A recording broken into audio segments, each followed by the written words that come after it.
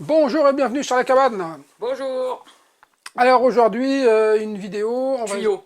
voilà, tuyau, ouais, tuyau, et voilà. C'est Eric On- les bons tuyaux. voilà, je vais essayer de vous faire des petites vidéos pour vous puissiez faire votre plomberie Dans une maison normale. vous-même, voilà, Ouais. dans une maison normale.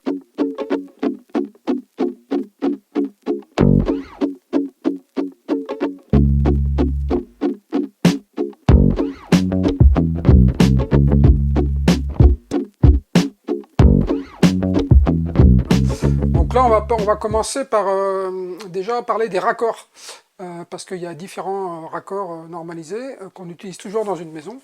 C'est l'expression on est raccord, on n'est pas raccord, ça vient de là, tu penses Je sais pas, je sais pas. Et donc, alors, vous allez voir qu'en fait, il n'y a pas énormément de raccords pour faire de la plomberie dans une maison.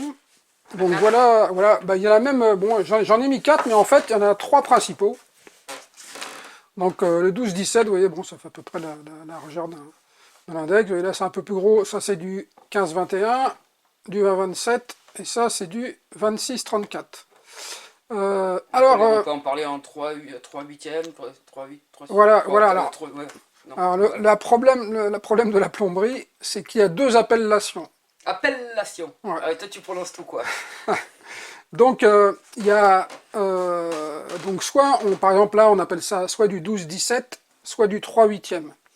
Alors, en fait, pour savoir à quoi ça correspond, alors 12-17, c'était les diamètres intérieur-extérieur des tuyaux. Voilà, comme ça, les tuyaux on venait faire un filetage. Et donc, le diamètre extérieur en fait du tuyau, c'était du 17, et le diamètre intérieur, c'était du 12. Donc, du coup, on a appelé donc, ce standard le 12-17. Et ainsi de suite. Donc en 15-21, bah, l'intérieur du tuyau c'est du 15, l'extérieur c'est du 21, et ainsi de suite. Donc, ça, pour se rappeler, c'est assez facile. Après, 3 huitièmes, 1,5, 3 3 quarts quarts et 1, donc ça en fait c'est en pouces. Le pouce c'est 25,4 mm. ça sert pas qu'à taper le stop. Non. D'accord. Non. Ou à Et dire donc, serre-moi à boire. Ça c'est plus pour toi ça. et donc en fait, en pouces, donc c'est nommé en rapport. Donc ça c'est du 3 huitièmes de pouce, ça c'est du 1 demi-pouce, ça c'est du 3 quarts de pouce, et ça c'est du 1 pouce. Désolé de te couper, mais du coup, on est raccord sur les rapports ou pas? Elle était bonne celle-là quand même. Ah, c'est vrai, faut voir ça aussi. Ouais. Ouais. Euh, Surtout quand il y a des mâles et des femelles. eh oui, c'est ça, c'est ça. C'est Parce que dans exactement les ça en raccords, il fait, y a c'est des qu'une mâles et des histoire de femelles. mâle et de femelle, Ouais. la plomberie. Donc, on va voir les différents types de raccords. Exactement. Alors, vous avez les raccords mâles. Alors, les raccords mâles, Il y a un truc bah, qui sort. voilà, il y a un truc qui sort, voilà, et vous voyez, là, par exemple, ça c'est le raccord femelle, ça c'est le raccord mâle, ouais. Et donc, on peut les visser. Ah d'accord, je comprends mieux. Voilà. Non, non. T'es sûr que tu fais un cours sur la plomberie là? Donc, alors ça c'est donc voilà, ça c'est du raccord mâle. Après, on va avoir du raccord femelle fixe. Alors bon, là, il est pas démonté parce qu'autrement, je risque de perdre les pièces. Mais en fait, le raccord femelle fixe, vous allez venir y visser dedans. Mais lui, il ne tourne pas. Vous allez comprendre quand je vais vous montrer celui qui tourne. Et il y a le femelle, donc, à écrou tournant, vous voyez. Et la différence, c'est ça, c'est qu'en fait, quand vous allez venir, pour raccorder un appareil qui se visse, vous allez pouvoir tourner, en fait, cet écrou sans que le tuyau ne tourne. Donc, bah, ça sert pour pouvoir démonter justement les différents appareils sur le circuit. Parce qu'il faut pas tordre les tuyaux bien sûr en Voilà. plomberie. Ah bah S'il non, y a non, une non, pliure, non, le c'est tuyau sûr est que pas bien. ça va pas être terrible. Donc Donc voilà, là c'est du PER le tuyau que vous voyez au bout au passage pendant qu'on y est. voilà. Hein. Oui, alors d'ailleurs, ça va être axé sur le PER parce que c'est ce qu'il y a de plus simple à faire en plomberie. Mais bon, ça va être Bah, si vous voulez faire votre dans plomberie c'est une. quand même plus pratique Ça va- avec du PER aussi quoi. Parce que pour le cuivre c'est pas non plus... Ah oui, le cuivre, bon, faut faut savoir savoir souder, souder. donc du coup, Voilà. ça demande du savoir-faire et Autre. puis de l'outillage bah, qui coûte cher. Donc.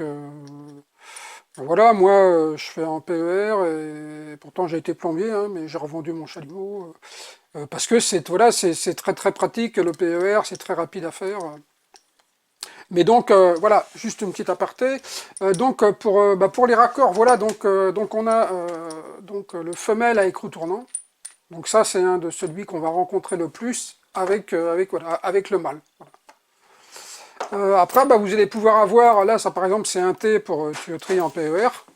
Donc vous allez pouvoir rencontrer aussi des T pour, quand vous faites des piquages sur des tuyauteries, pour rajouter, par exemple, à l'alimentation d'un nouvel appareil, voilà, ou faire des dérivations. Mais Le bon, T, c'est après les rapports ou les raccords? mais voilà, bon, c'est pas très utilisé le T. C'est plus dans la rénov, du coup. Non? Le T, c'est plus dans la Ouais, rénovation. voilà, ça va plus être dans la rénovation, voilà, ou si vous rajoutez quelque chose sur le circuit, parce que vous allez voir, avant justement, on faisait des piquages, on faisait des choses comme ça, et maintenant on part, en fait, on part avec ce qu'on appelle une nourrice au départ, et tout part de la nourrice, en fait, pour éviter justement des problèmes qu'on avait avant de différence de pression quand on tirait sur un appareil et puis qu'on voulait se servir d'un autre, quoi. Par exemple, tout le monde a dû connaître... il y a quelqu'un qui est sous la douche, et il y a quelqu'un qui va tirer de l'eau à la vaisselle, et du coup ça faisait baisser la pression. Bon, bah, maintenant c'est plus possible, parce qu'en fait on alimente avec des nourrices, ce qui fait que ça empêche ça, et du coup bah, voilà, c'est pour ça qu'on n'a plus non plus de dérivation sur les circuits, ou très peu, quoi. Et donc, est-ce qu'ils se sont inspirés aussi des nourrices du Moyen-Âge, pour le nom? Qui va justement donner leur lait, quoi. Enfin, j'essaye des trucs, hein. Voilà, et moi je sais plus où je suis rendu. Les raccords pour brancher les différents appareils. Alors, les raccords pour brancher les différents appareils, alors, donc on va avoir donc le raccord en 12-17. Voilà, donc ça, le 12-17, c'est le plus petit. Le plus petit, donc vous allez l'avoir sur l'évier et le lavabo, essentiellement. Bon, après, il peut y avoir, par exemple, je ne sais pas si ça... Il y en a qui remettent à la maison, par exemple, des fontaines rafraîchissantes, tout ça. Bon, c'est plus dans le monde du travail, mais bon, voilà, par exemple, ça peut être en 12-17, quoi. Donc 12-17, évier lavabo. Voilà. Après, vous allez avoir... 15-21. Le femelle, si vous allez avoir, vous allez avoir le femelle. Alors j'en ai pas en 12-17 comme ça, mais ça va exister en femelle comme ça, mais en 12-17, en petit diamètre. Pourquoi j'en ai pas? Parce que c'est pour alimenter les WC. Et donc nous, comme on est en toilette sèche, on n'en a pas eu besoin, donc j'en ai pas. Et c'est des choses.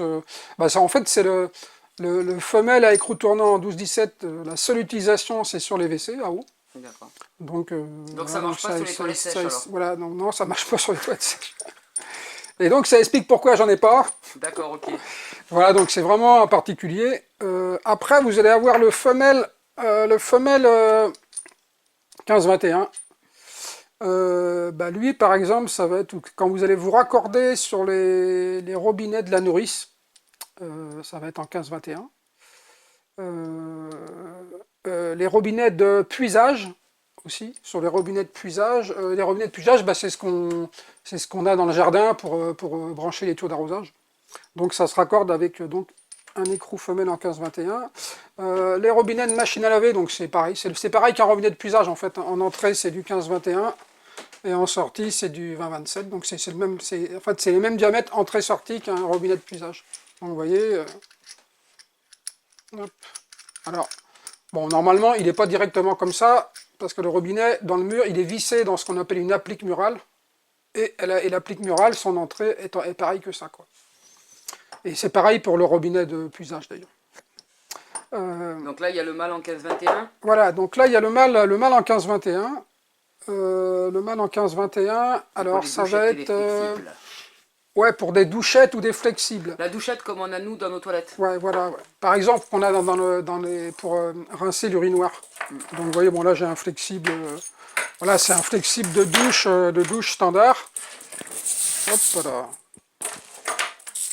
Donc tous les flexibles de douche, donc c'est du 15-21. Bon, évidemment, je ne suis pas avec la bonne main, donc... mais donc, si vous voulez brancher une douchette, donc ça va être en 15-21. Et ouais, voilà, ou des flexibles, un flexible aussi pour l'évier aussi, ça peut arriver. Bon, souvent maintenant c'est incorporé dans le robinet en fait. Le robinet, il a une douchette qui sort.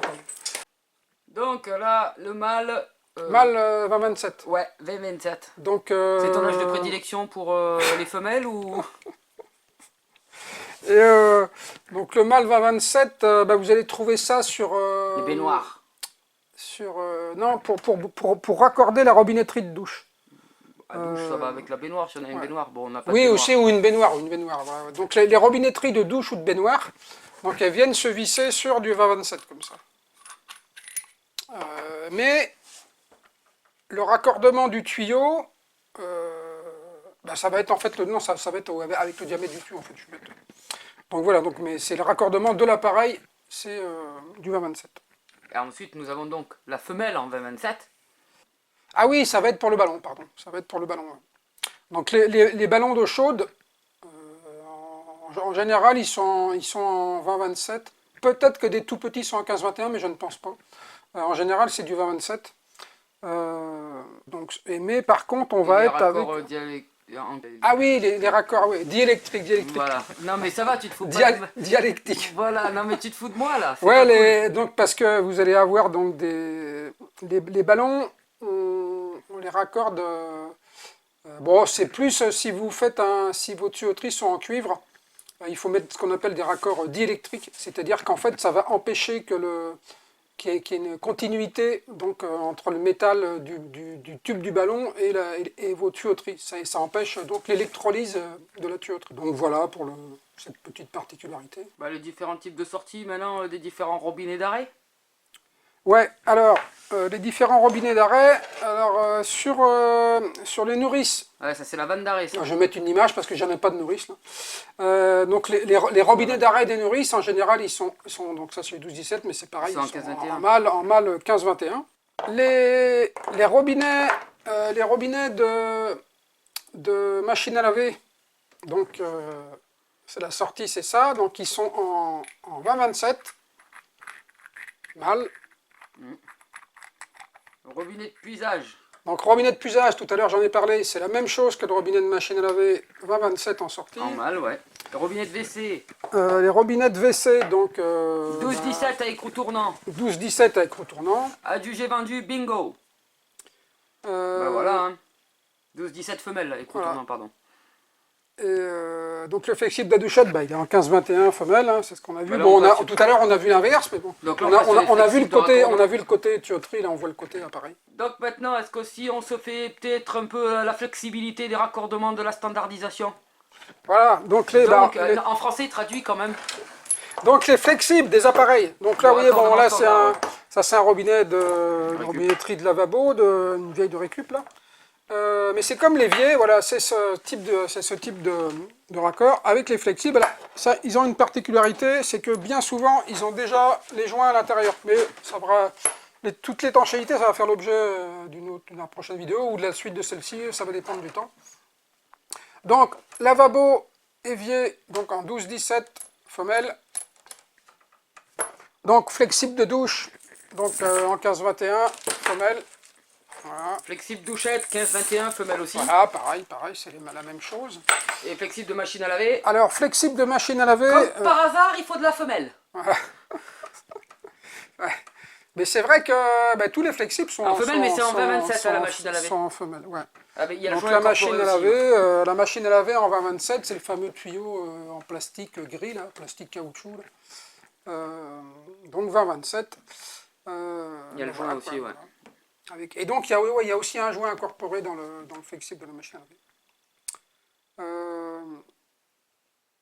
Alors, le principe du raccord de plomberie, en fait, c'est d'un côté, vous avez donc une partie normalisée qui se vise, donc c'est ce dont on vient de parler dans toute cette partie.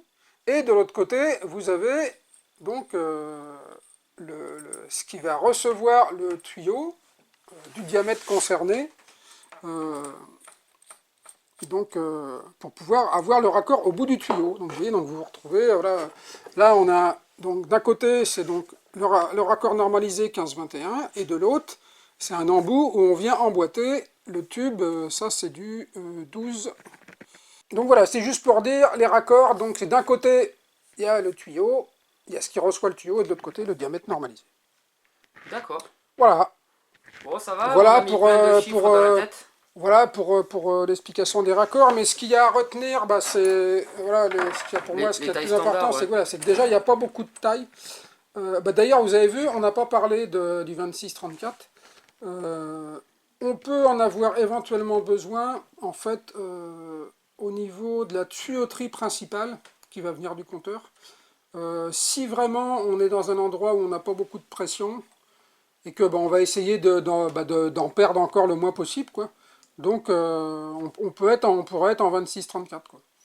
Mais voilà, c'est le seul cas où on va avoir du 26-34 dans la maison, quoi, en fait, hein, alors que le 20-27 est suffisant on va dire, dans 99% des D'accord, cas. là tu viens de parler de la pression se calcule donc en bar. Ouais. D'accord, t'étais obligé de placer de l'alcool en plein milieu d'une Voilà. vidéo, quoi. Mais on va en parler d'ailleurs de la pression, on va en parler. Je vais Ok. faire un petit dessin là-dessus. Donc désolé pour l'humour lourdingue, j'étais motivé. Et puis c'est bon là, je crois. T'as pas parlé Pour des cette- joints, mais pour bon cette voilà. partie- Non, ça va être Ah, dans, c'est pour une autre vidéo dans en la fait. suite, dans la suite. Là. Ouais, donc en fait, Eric a décidé de vous faire une petite session pour que vous puissiez vous débrouiller en mode autonomie à la maison, enfin, pour que vous puissiez faire vos travaux Voilà, vous-même aussi. faut- Et il n'y a rien de bien compliqué, il suffit juste de se lancer et d'écouter voilà. de prendre les trucs standards, les trucs qui correspondent. Voilà, je vais bien vous expliquer tout ça, et normalement, avec ça, vous devrez pouvoir vous débrouiller, au moins vous dépanner, voilà, et puis vous allez savoir un peu quand vous allez voir un raccord, après vous allez savoir à quoi ça correspond, et si vous devez acheter des pièces, par exemple, pour remplacer quelque chose, voilà, ça va être plus simple, quoi. Voilà, donc en fait, il fait cette vidéo compliquée pour vous simplifier la vie. Exactement, exactement. Non, mais si vous allez voir que c'est relativement simple, il n'y a pas beaucoup de choses à savoir. En tout cas pour la plomberie dans la maison, quoi. Après, dans l'industrie. Après, en pratique, c'est quand même super facile à faire. Oui, oui, Voilà. je vais d'ailleurs le montrer Dans une à prochaine quel point c'est facile. Même un enfant, voilà, il peut faire de la plomberie. La preuve, j'en ai fait. C'est pour dire. Allez, à bientôt sur la cabane. Bientôt.